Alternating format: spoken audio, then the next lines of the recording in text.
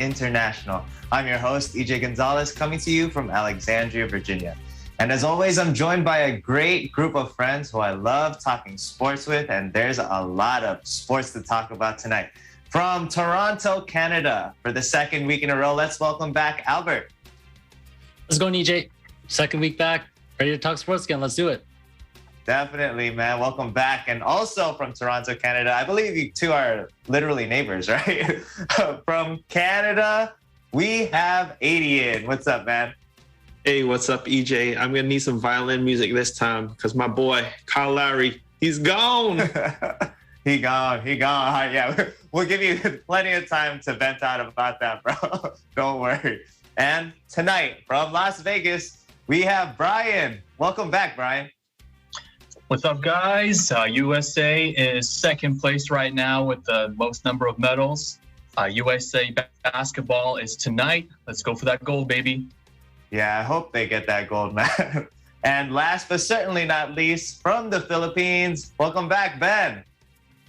Welcome to the program, guys. I'm so happy for our country, the Philippines. We are making a history in the Olympics. Definitely. So great to be here with all of you. And before we go on, just want to remind our viewers that we are by no means experts, but rather just a good group of friends who love talking sports. Now, let's get you all caught up on some sports news from throughout the week. First, EBC correspondent MJ Ricardo caught up with the man Manny Pacquiao during his training session in LA. Take a look. Hi, I'm Joe Ricardo here. Today is the media day of Manny Pacquiao over here in Los Angeles at Wild Card Boxing.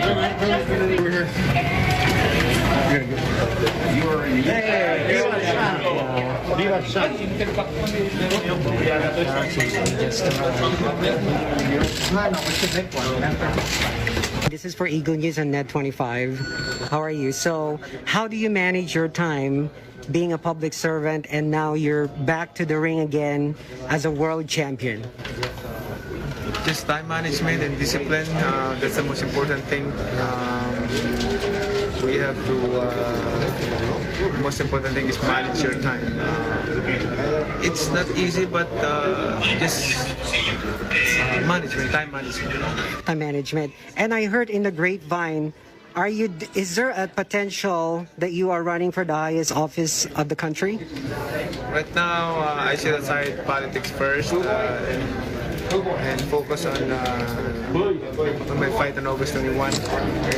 Let's talk about that after the fight. I mean, we can talk about politics after this sport.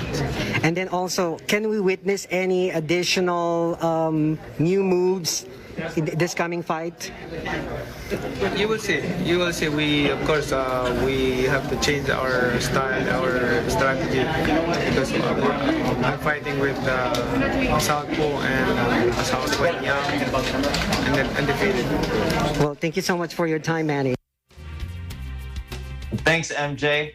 Well, now Ben has an update on the latest Olympic achievements for our motherland. Ben. All right, for the first time in nearly 100 years, the Philippines is now among the leaders in Southeast Asia's Olympic medal haul. As for this report, the country has 1 gold, 1 silver, and 1 bronze. But with our 4th medal assured, Carlo Paalam's silver, this is now the biggest medal haul in the Philippine history. Later, he will fight for the gold medal match against Great Britain. Weightlifter Hayden Diaz bagged the country's first ever Olympic medal, while boxer Nessie Petesha won a silver medal in her semifinal match. Petesha earned her silver medal after putting a valiant effort against Japanese opponent Sena Iri in the women's featherweight boxing gold medal match. Iri won the gold for Japan after outpointing Petesha 5-0 in the judges' scorecards. Meanwhile, middleweight boxer Yumir Marshall won a bronze medal in the 2020 Tokyo Olympics. Marshall lost the semifinal match to Ukrainian opponent Alexander Kizniak in a 3-2 split decision, and this is his Olympic debut. And 2 other athletes who made the finals of their respective events were Carlos Yulo and EJ Yobiena. Yulo placed 4th in the close competition of the men's vault finals. He was just 0.017 points away, 14.76 points total from bagging the bronze, which instead went to Armenia, 14.72 33 points. South Korea took home the gold, with Russia coming in second. Despite losing the chance to bag a medal, Yulo still won the support of the fans, who showered him with praise. Let's not forget, Yulo is still the Philippines' best gymnast to date and the first Southeast Asian World Gymnastics champion. And his fourth place finish is a record-breaking accomplishment in its own right, and the highest ever finish of a Filipino gymnast at the Olympics. He's not coming home to the Philippines and will stay in Japan to continue his training for the World Championship in October and prepare for Paris 2024. And EJ Obiena missed an Olympic medal in the finals of the pole vault. Although Obiena fought for what he felt was right and scored the victory of it during a technicality during the finals with the officials. Obiena approached the officials and plead his case, and then won a protest and got him a rejump, but unfortunately was not able to surpass the 5.80 mark. Yuka Saso and Bianca Pagdangan is currently playing for the last round of golf. Yuka Saso kept the country's hope for a women's golf medal. And currently, on her last hole, she made an eagle and 9 under par. So just to catch up in her last hole in the top leaderboard in golf. While Bianca Pagdanganan is on a tough task to complete a miraculous comeback today. And the country's second silver has been secured after Paalam beat Japan's Ryumi Tanaka. Paalam also has a shot at a second gold medal later for the Philippines if he wins in the men's flyweight finals. He came out aggressive right out of the opening bell, but was challenged by Japanese. But eventually, he got the opening and land clear combination to earn him a unanimous decision. That's all for me. EJ, back to you. Thanks, Ben, and best of luck to Paalam. We definitely over here in EBC Sports International hoping him the best and hopes he brings home the gold. All right, next, Brian will catch us up on the very busy past few days of NBA free agency. Brian, what's up, man?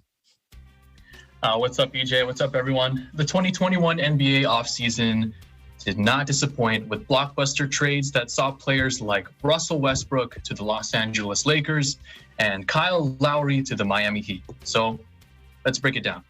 Russell Westbrook was traded to the Los Angeles Lakers in exchange for Kyle Kuzma, Montrezl Harrell, Kentavious Caldwell-Pope, and the number 22 pick in the 2021 NBA draft, who turned out to be Isaiah Jackson. So Westbrook is no longer Eastbrook and will now play with LeBron James, who will be 37 this year, and all-star power forward Anthony Davis. But it wasn't just the Lakers who made moves in the offseason. Kyle Lowry agreed to a sign-and-trade to the Miami Heat in exchange for Heat big man Precious Achiuwa and Goran Dragic. Kyle Lowry played 9 seasons for the Toronto Raptors and is considered the greatest Raptor of all time. Now, Lowry will be playing alongside All-Star Jimmy Butler, Duncan Robinson, and Bam Adebayo. Now, lastly, another Toronto great, shooting guard DeMar DeRozan, agreed to a sign-and-trade deal to the Chicago Bulls in exchange for 2 forwards in Thaddeus Young and Al-Farouq Amino, and a future first-round pick to San Antonio. But the Bulls did not stop there. Chicago landed another playmaker with point guard Lonzo Ball in a sign-and-trade that sent Thomas Satoransky, Garrett Temple, and a second-round pick back to the Pelicans in the deal. Now, DeRozan and Ball will be playing alongside All-Star Zach LaVine and Nikola Vucevic. Now, there are many other free agency moves were made this past week, like PJ Tucker to the Heat, Patty Mills to the Nets, and an entire package of players to the Lakers. So, who had the best offseason so far? Our answer? It would have to be the fans, because this will help hold off fans of the NBA as they wait patiently for NBA basketball to begin once again. Back to you, EJ. Thanks, Brian. Yeah, we're definitely going to be talking about that later on in the show. So thanks for the update. And next, Adian will catch us up on with the latest from the racetrack. Adian, what's up? Thank you, EJ. The Hungary Grand Prix was filled with drama from the start. On the first turn of the first lap, several vehicles were involved in a collision that retired 5 drivers. And while the race was put to halt to remove the debris from the track, the drivers took their time to change their tires after the track had dried out. Lewis Hamilton, who started in first, was the only driver to start at the grid, and when he decided to have his tires changed, it may have already been too late. he fell to last place and had to climb up the rankings the rest of the race. Meanwhile, the Frenchman Esteban Ocon of Alpine raced the perfect race and ended up reaching his first podium of the season. Max Verstappen of Red Bull was also involved in the earlier collision, and he only received 2 points to his total. After not finishing his last race and then falling to ninth in this one, this is what became a nightmare scenario for the Red Bull team. But that gave an opportunity for Lewis Hamilton to get back into the picture as he demonstrated why he is the best in the world 7 years running. In what many people describe as the most difficult track to overtake, he was able to climb from last place all the way to third, reaching the podium once again. And now that puts him on top of the standings and in solid position to win his 8th consecutive world championship. The drivers will take a few weeks off for the summer break to resume 12 more races, starting on August 29th at the Belgian Grand Prix. That's all for now. Back to you, EJ. Thanks, Adian. Well, that's all the sports updates for this week. Time for a quick break. And when we return, we have lots to talk about in regards to the NBA free agency. Don't go anywhere. We'll be right back.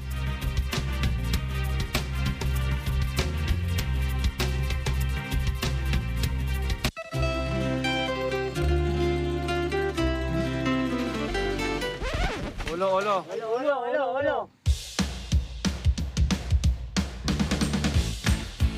Sa ilalim ng dagat ay sisisig. Ang tahong ay hahanguin. At ang kita ay palalaguin.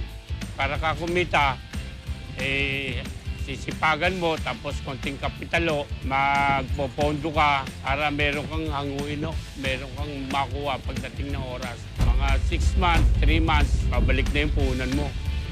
Kesa sa itapon, no, kailangan natin siyang i-recycle para mapakinabangan. Iba't ibang sangkap ay lutuin. Putahing di kayang limutin. Ako po si Robin Padilla at ito po ang Mulvlog. Kaagapay sa hanap buhay. Kaagapay sa hanap buhay.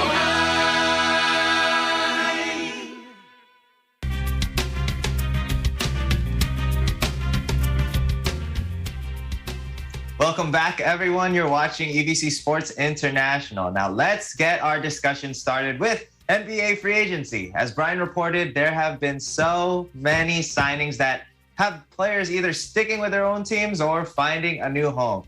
I'm sure many of our favorite teams have been affected, including my Washington Wizards. So whether it be good or bad, here's our chance to let our voices be heard, whether it be for excitement or displeasure. Albert, I'm going to start with you, man. Which team made the best free agency moves so far? Yeah, just a quick side note. We're on the same boat as you just with regards to Kyle Lowry and how we feel. So to be honest, I think the Bulls have sneakily done enough to be a contender in the East. We know who they have in Vucevic, in which they picked up last season, but also striking Lonzo Ball for a 4-year deal. Just giving up Satoransky and Temple was huge for them. I think it's a huge loss for the Pelicans as well too. Just looking this up, Lonzo actually had a career high in points, in field goals and free throws last year. And if you can believe it, he actually made more threes than Trae Young and Bradley Beal. So huge upside for the Bulls. I think a sneaky pickup for them as well too was Alex Caruso. What this means is, you know what, maybe he didn't want to fit with the Lakers anymore and he found more opportunity with the Bulls. So maybe a changing of guard there. But also picking up DeRozan. I still don't know how I feel about that because, again, he's another ball-dominant player. But I really think that the Bulls have done enough to be competitive in the East, and I'm sure they'll surprise a lot of people this upcoming season. Definitely. And that's some really interesting stats, man. I mean, more threes than Bradley Beal and Trae Young. I mean, Bradley Beal's a shooter. I never thought of him as a three-point shooter because obviously I watch all the Wizards games and I know that like his jumper is so smooth, but I think he's much better at the mid-range at shooting and not three-point shooting. But Trae Young, I guess he really took to Nate McMillan's play style, right? Like he didn't jack up as many shots I guess, last year and really facilitated the ball, which is why they had such a successful season. But that's some crazy stats. I mean, Lonzo Ball, DeMar DeRozan, Zach LaVine, Alex Caruso, and Vucevic is a potential starting lineup if you move one of them to a forward position. And like we said last week, it's such positionless basketball now. So it's like, that's a scary team, and they definitely made some good moves. But Adian, I'm going to ask you, man, what's your favorite or your least favorite signing thus far in NBA free agency, Adian? Hey, I'm going to do both. I got two favorites. I got two of my least favorites. Okay. My two favorite, I'll start with Patty Mills going to the Brooklyn Nets. Oh, yeah. It was a cheap contract, and I think Kyrie Irving, he hasn't been the most reliable player in the past couple of playoffs. I think he's a good insurance policy on that end. And he's a spot-up shooter, man. You see here in the Olympics playing for Australia, he's like one of the greatest Olympian basketball players of all time. Just the way he's able to target the basket. And I guess my second pick would be PJ Tucker to the Miami Heat. I was a little confused as to who they were going to plug into that position, because I thought they were done with just Duncan Robinson, Kyle Lowry, and Victor Oladipo. I thought they were going to be a little thin in the front court. So I think PJ Tucker is going to solidify a lot for them. We've seen how much of a dog he is, in his own words. He's a dog. We dogs. And I think he brings that mentality to Miami. So I like that for him. I do think this puts Miami maybe like a level below Brooklyn. Maybe they're on the same tier as Milwaukee now, or maybe just below. But I do like that for them, and I really do see them improving a lot. As for my least favorite signings, obviously Kyle Lowry. I'm not going to talk about that. And then second, Devontae Graham going to New Orleans. It made no sense. Why did they trade Drew Holiday last year in order to get some picks that are not going to be good picks, because Milwaukee's going to be good for a long time? What sense did that make? And then they let Lonzo Ball go on a very reasonable contract, and then they signed Devontae Graham, who's like, he's not a bad player, but he's not what you want to win right now with Zion Williams. Zion Williams, and they want to win right now, so it doesn't make a lot of sense. Yeah, no, and last year I remember going into the season, I thought that the New Orleans Pelicans was going to be a really fun team to watch with Lonzo Ball and Zion Williamson, and you split that up, and I don't know how Zion's feeling. There hasn't been any news on that, so that's a interesting one. If we take a look at that, how he's feeling, I'm sure he shares the same sentiments as you, man. But Brian, so I wanted to ask you, which signing do you believe was probably the most questionable? Did you agree with Adian, or do you have someone else? No, I agree with Adian. There were some really questionable signings on the West Side with Portland. I would think that they would try their hardest to sign as many players. I don't think they're done quite yet, but the signings that they've made have been pretty questionable. Yes, they did sign Norman Powell to that reasonable 3-year contract, but they signed players like Cody Zeller, which can be an impactful player, and they also signed Tony Snell. These are some small signings, though. If I were Portland, I would try my best to add as many players as possible to keep Damian Lillard happy and have him stay in Portland, because this guy, I mean, he's your franchise player. You're not going to be finding another player like him for a long time. So really questionable on their part. The offseason isn't over quite yet, but really so far has been a little bit disappointing, I'm sure, for some Portland fans. And Damian Lillard can't say it himself. He said, "Oh, let's give it a try," but I'm sure he's thinking in his head like, "No, man, this isn't it. You got to do something. You got to make some big moves. Maybe move McCollum or something." On the other side of things, on the East, we have Andre Drummond signing with the Sixers, and it's not really more of a fit in the offense. It's just kind of like what's going on with Embiid and Drummond, behind the scenes with the kind of feuds that they might have been having. I don't know too much entirely, but I mean, they have a history. Like, you can't deny it. As much as Embiid or as much as Drummond can say or deny it, but it may or may not affect the chemistry of the team. It may lead to some some behind the scenes things going on, but that was also questionable. For some other teams, San Antonio, I mean, we're kind of waiting for them to make any kind of move. They're not really known for making moves in general, but I mean, the best move they made so far was just letting go of DeRozan. But I mean, we'll wait and see for the rest of the NBA.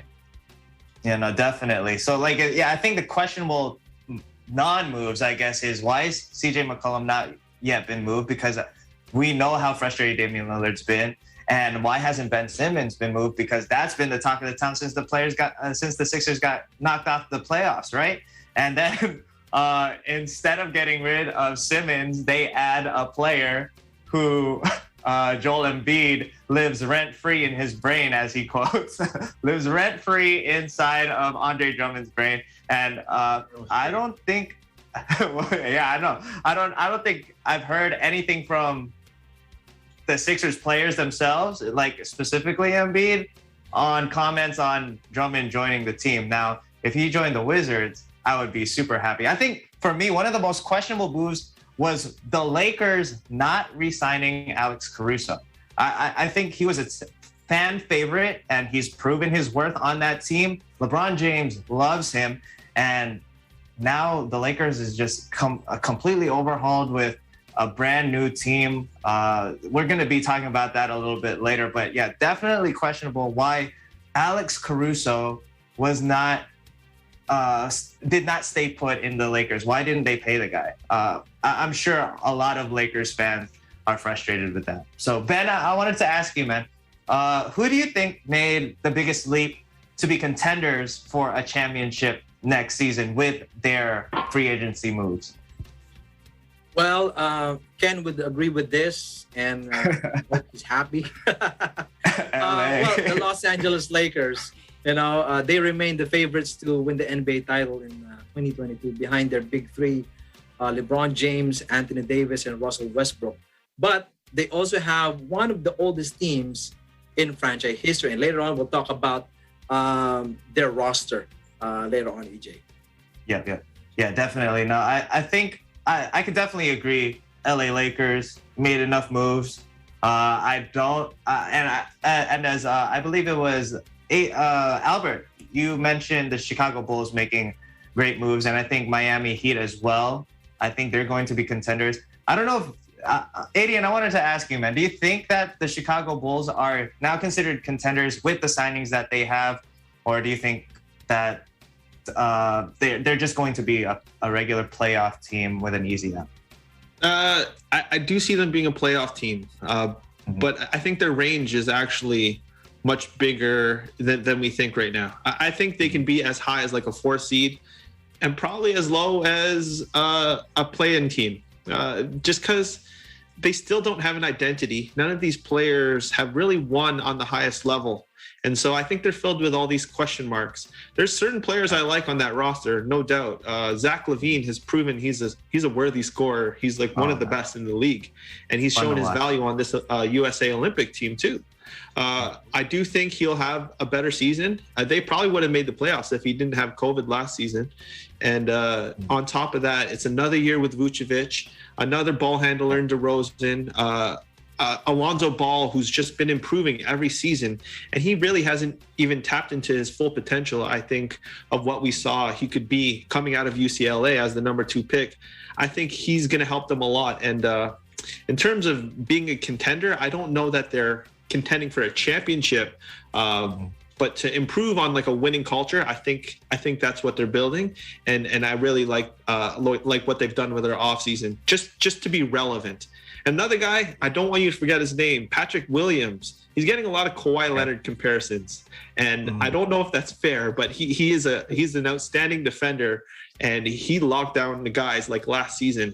He didn't get watched a lot because the Bulls weren't very good, but man, that guy's going to be something in the coming years. No, I actually paid attention to the Chicago Bulls last year because they were the ones who were kind of at the race with the Washington Wizards in making the playoffs, right? So like, and we got Daniel Gafford from them and Chandler Hutchinson. So I wanted to ask Albert, because obviously Toronto fan, right? Kawhi Leonard's gone.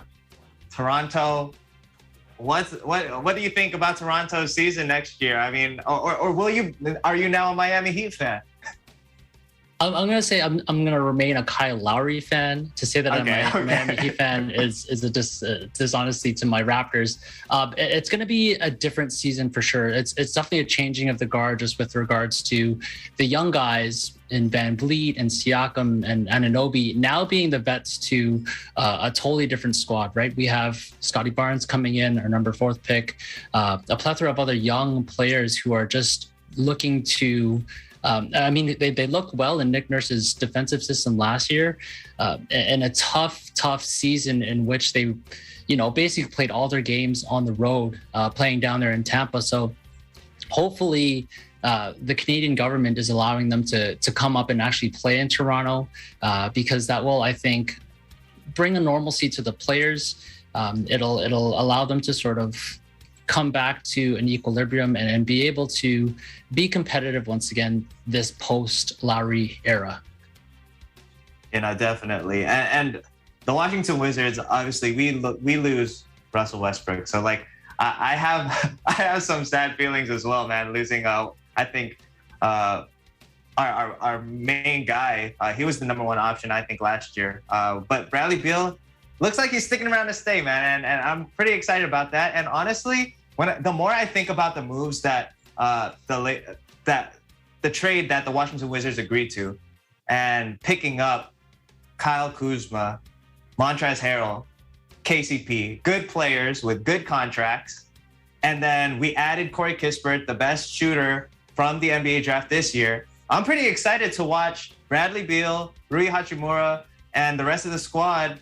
Spencer Dinwiddie next year. Spencer Dinwiddie, dude. I think, I don't think and I think this is the best situation, right? John Wall, horrible contract, horrible. Was getting overpaid and was never available since he got that paycheck, and to have a team like this 2 seasons after, I don't think that's a bad look for the Washington Wizards, especially with Russell Westbrook. I doubt he would have wanted to stay long term. He's always talked about going back to LA to live that dream, and now he's about to do that. So I wanted to ask one more question though, because LaMarcus Aldridge, I don't know if you guys saw, but he said that he's seriously considering coming back next season. And like we remember, or for those who don't remember, he had to stop his season short last year because of some heart complications, right?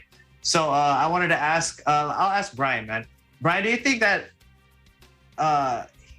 LaMarcus Aldridge should try and make a comeback to play? And I would, if I were him, I would join the Brooklyn Nets. But do you think he would make the comeback? As much as I know that LaMarcus loves the game of basketball and how badly he wants to return, I really don't think it's in his best interest, especially when it comes to his health, to go back. And I think that's what a lot of us think, simply because, this isn't just like a lung condition or like a bone disorder. Like, this has to do with his heart. The heart is a pretty major organ, and it affects everything around the body. So I really don't think it would be safe for him medically for him to return, especially at his age. I mean, there's so many question marks as to what could happen if he were to go back on the court. I mean, I think he should follow the same footsteps of Chris Bosh. I mean, as soon as he heard the news that he had this platelet disorder that would risk him possibly even dying on the court, he said, you know what, I'm just going to hang it up. I'm going to retire. Yeah. I mean, I got a couple rings. I don't have nothing left to prove. You know what I mean? So I feel like this guy, he's going to be, potentially a future Hall of Famer. He's had a decorated career. I really don't think he has anything left to prove, besides the fact, that he may want to win another championship. But I don't think any championship is worth your life. So that's just my opinion. Well, yeah. The Chris Bosh has won that championship. LaMarcus Aldridge hasn't. And honestly, I don't think he'd seriously consider it if he weren't cleared by doctors or given a sign that, hey, you could actually come back and play. I think that's one of the top things that players play for is an NBA championship. And like you said, Marcus Aldridge has had a decorated career, but that's the thing that's missing on him is that ring. And if there is some a go signal from the doctors saying that, you know, it's possible for you to come back, then I think that's the only reason and the only time that you would consider coming back. And Ben, just real quick, I don't know if you know any of available free agent players left, but do you think that any other teams are needing to make a move to contend with the rest of the league? There are still leftover hoopers for hire. Earlier, you mentioned the Chicago Bulls. Lauri Markkanen, he wants out of the Bulls. You know, and he needs someone to buy into his flashes of significant scoring potential. I think the OKC is interested in him. Also, the San Antonio Spurs. You know, but the 7-footer is, you know, is asking too much money, and I don't know if those teams are going to go with that. But I think Markkanen, I like Markkanen. Yeah, no, Markkanen's great. And you mentioned about the money. It's crazy because Lonzo Ball said people were criticizing Lonzo Ball for asking for too much money, but the deal that he got is exactly what he was looking for. 80 million over 4 years. But great stuff, everyone. I'm really excited for next season already, but let's take a quick break. And when we do return, let's focus on the LeBron James and the Lakers next season. EBC Sports International will be back shortly.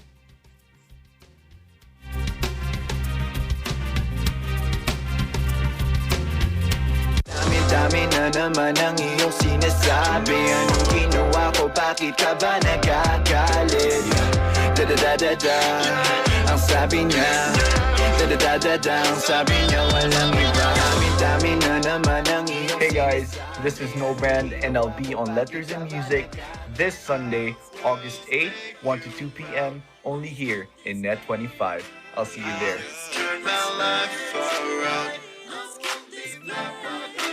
I will make you proud.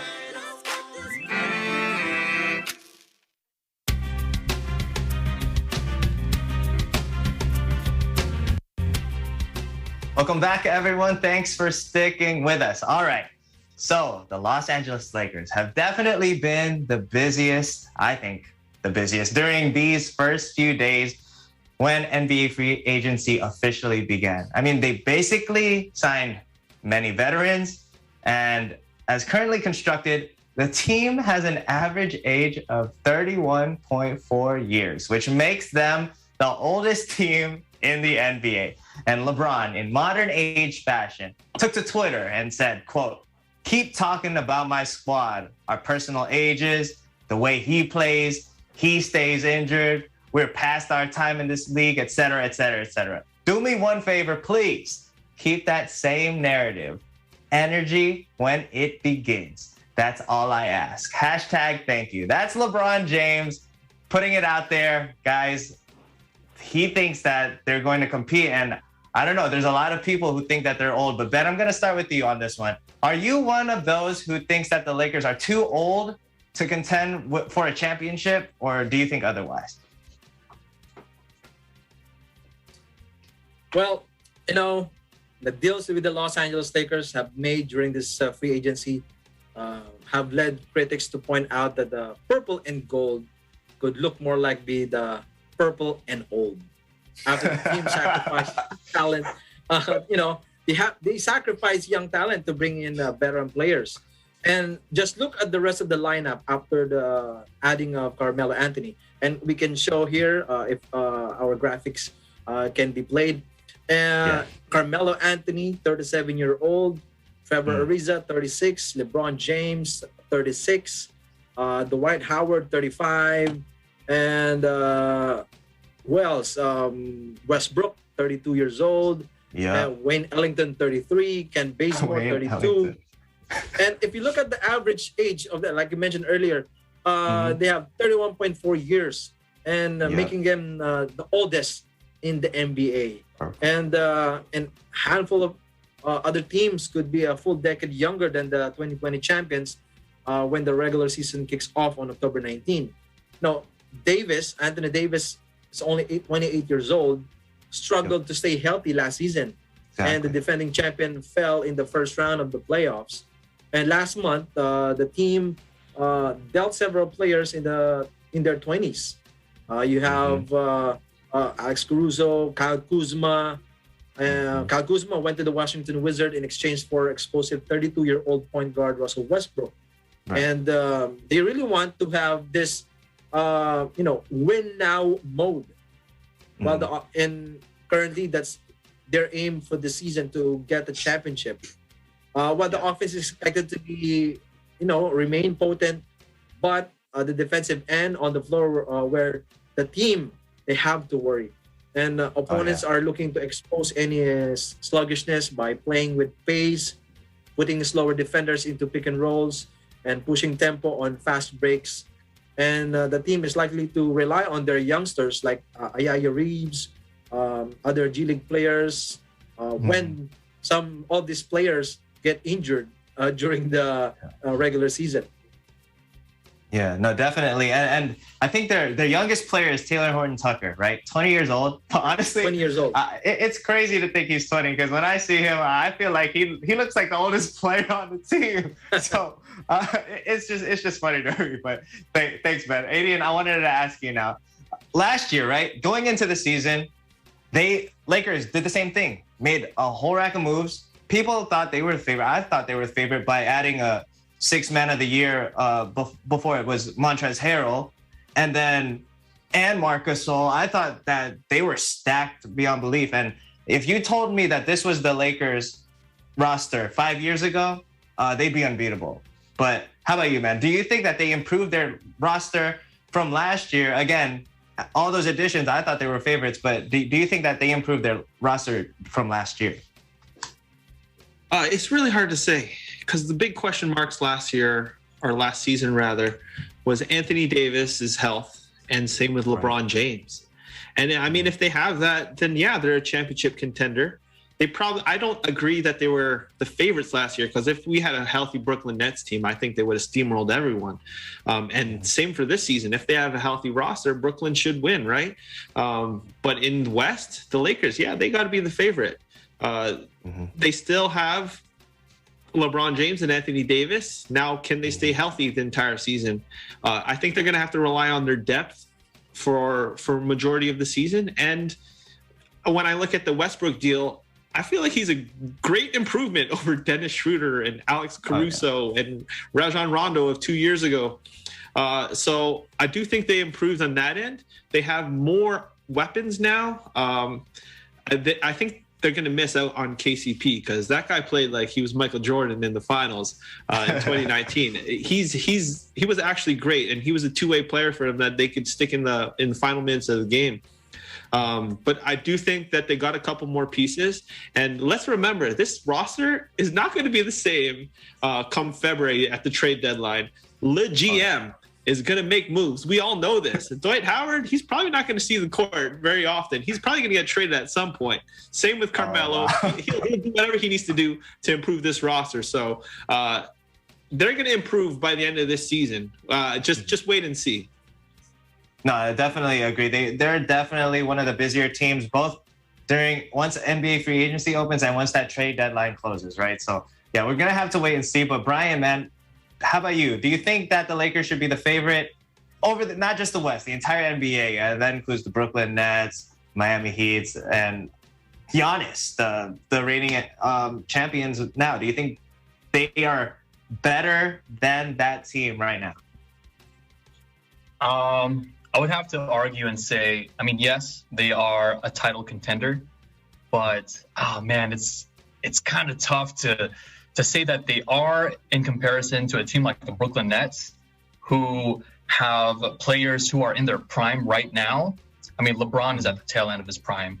I mean, how many primes does this guy have? But I mean, he's at the tail end of his prime at this point. You know, he's at his fourth prime.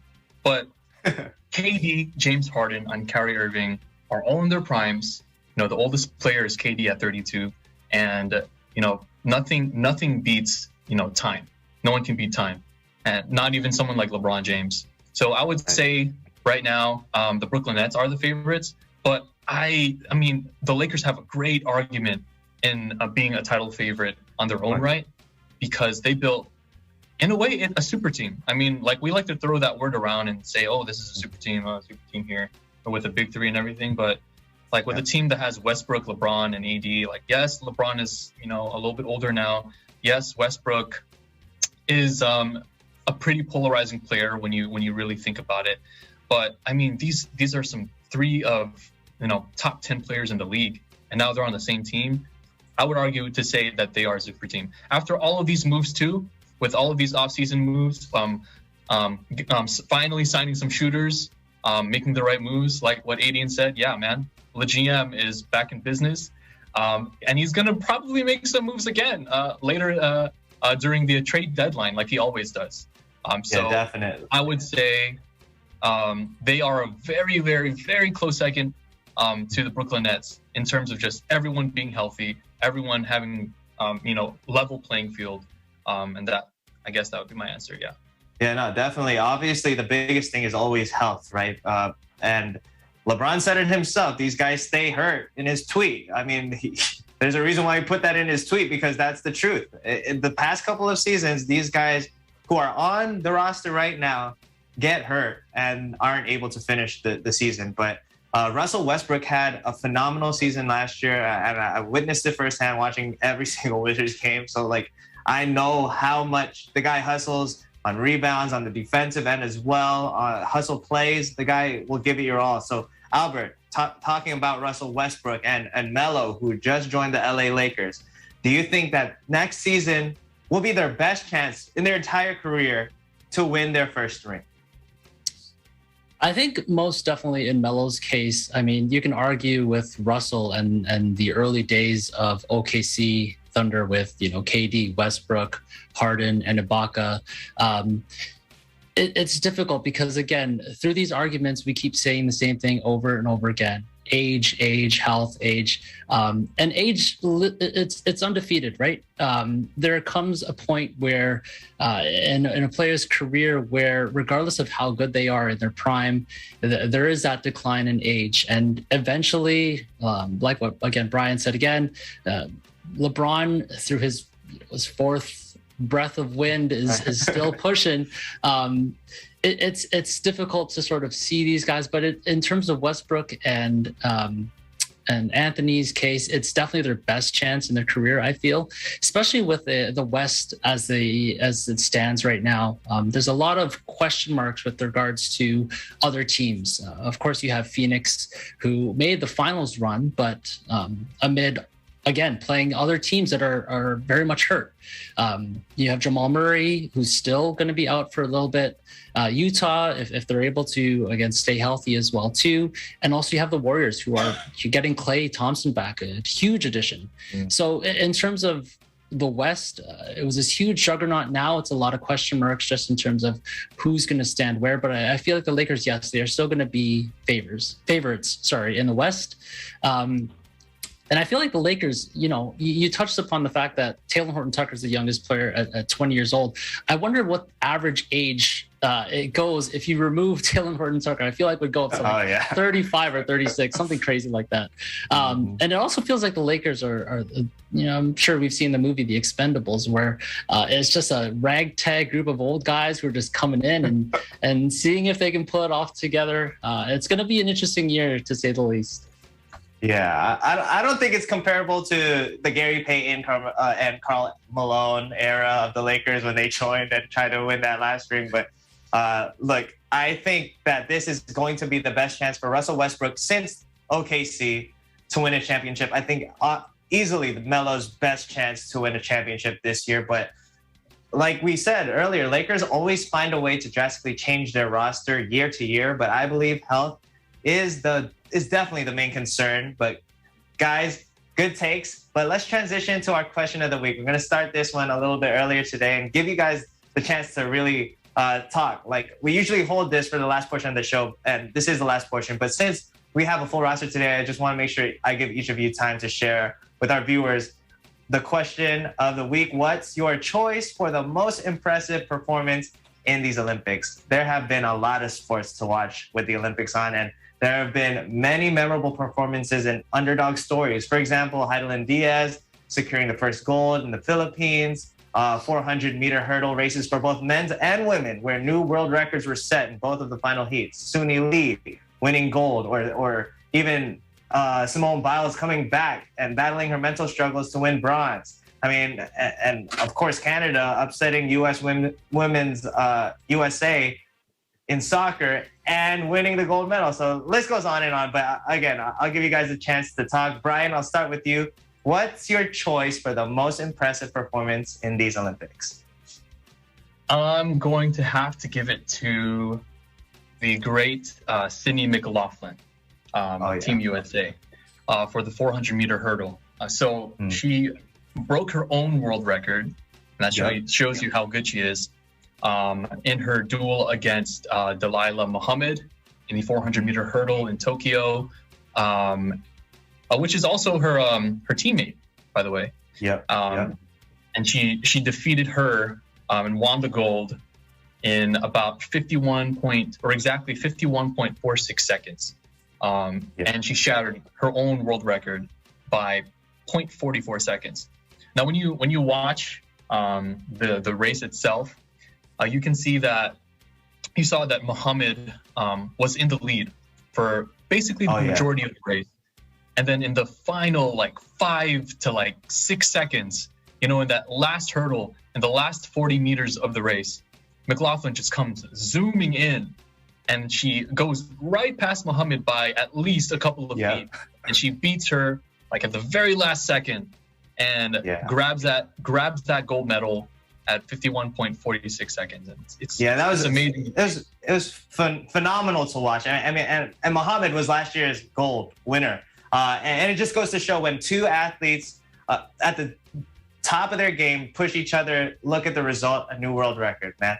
But thanks for sharing that moment. Guys, let's take a quick break. And when we return, I'll give the rest of you guys a chance to share your favorite moment of these Olympics. So we're going to take a quick break. EBC Sports International. We'll be right back.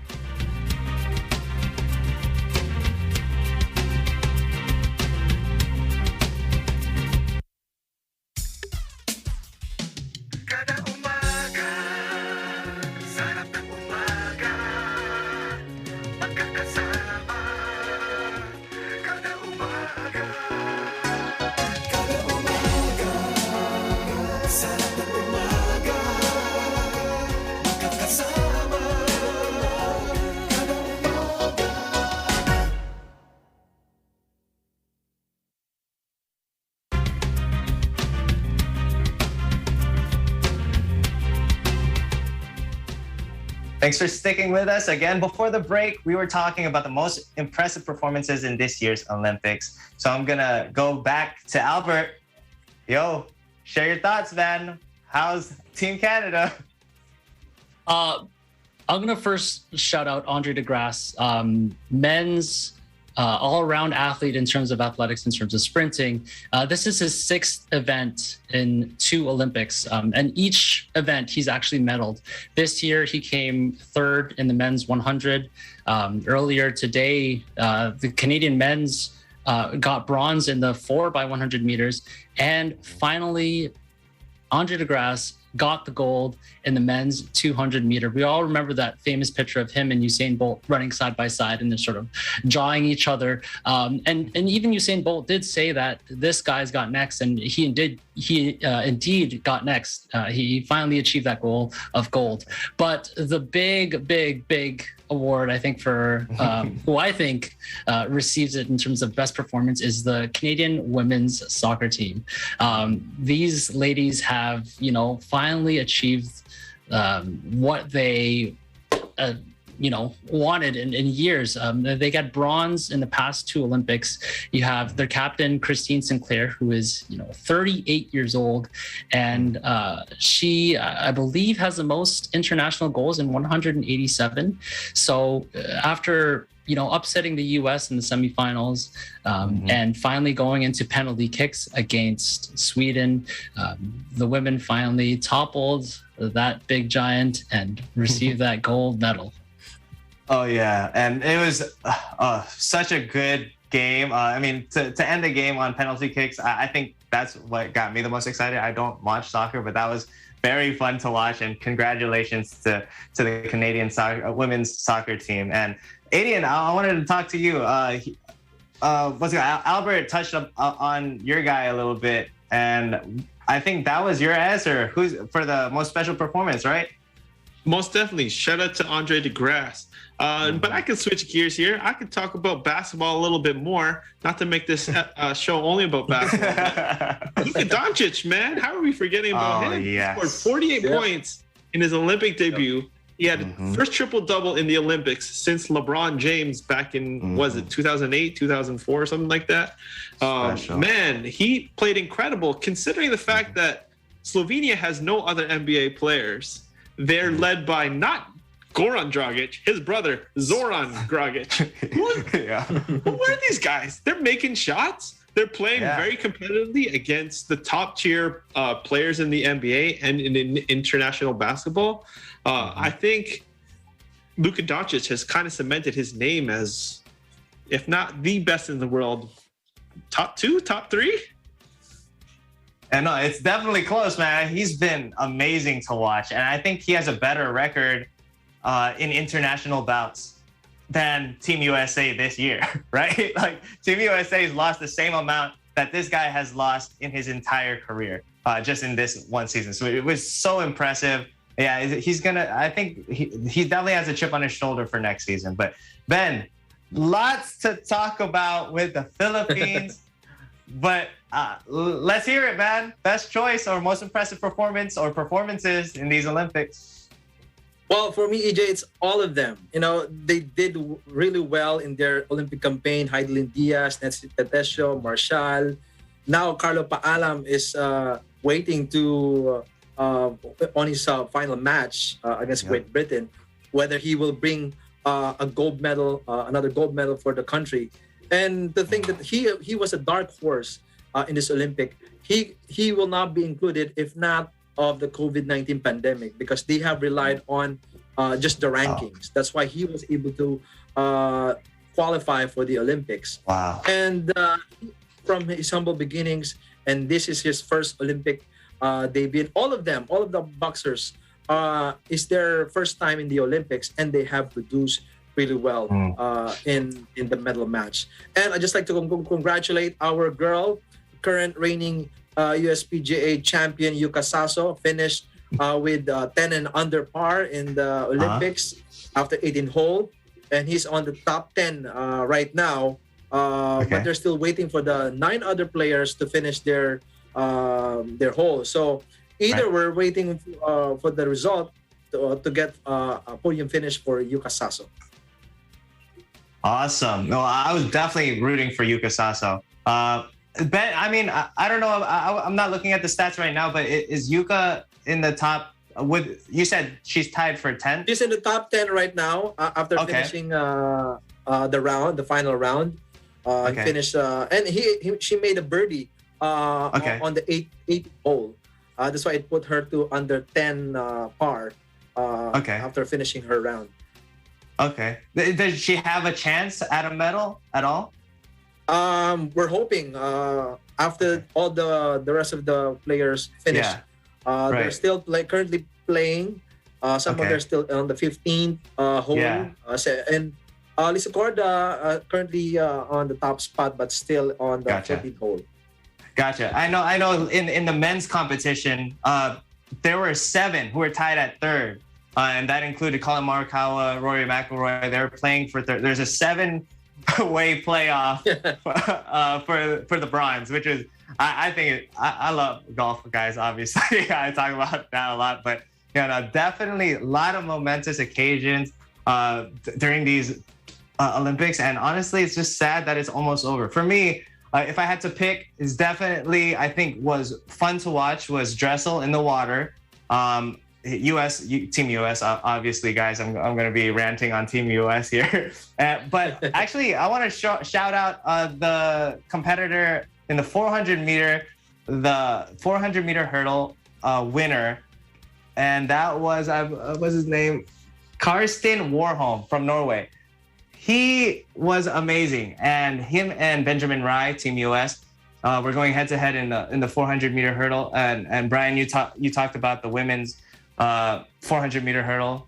Sydney McLaughlin was amazing, but this one, I think this is probably one of the most historic races to ever happen in the Olympics. Benjamin Wright also beat the world record, but only placed second because Warholm gets sub 46 seconds, which is a crazy time. They were saying that this is even an amazing time, even if there were no hurdles. And the guy was able to do it with hurdles in the way. So that one was definitely an awesome race to watch. But for me, I think the top has to go to those in the skateboarding event. First time in the Olympics, and it was taken over by teenagers.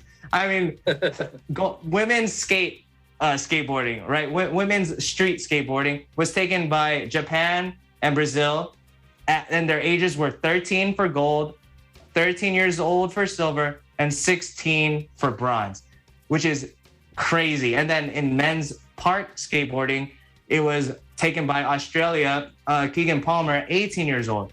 These guys, can you imagine these teenagers reaching this point of their life? What's next for them? You know, like what can possibly be next? You achieve a gold medal at 13. I hope this is not their peak, because it's going to be a really long time for them to experience a taste of success like that. I mean, congratulations to these guys. I'm really hoping that they have a bright future, and I'm sure they do. It's just crazy to think that teenagers go up against these grown women, grown men who's been skating all their lives, and 13 years out the womb, these guys are winning medals before them. It's crazy.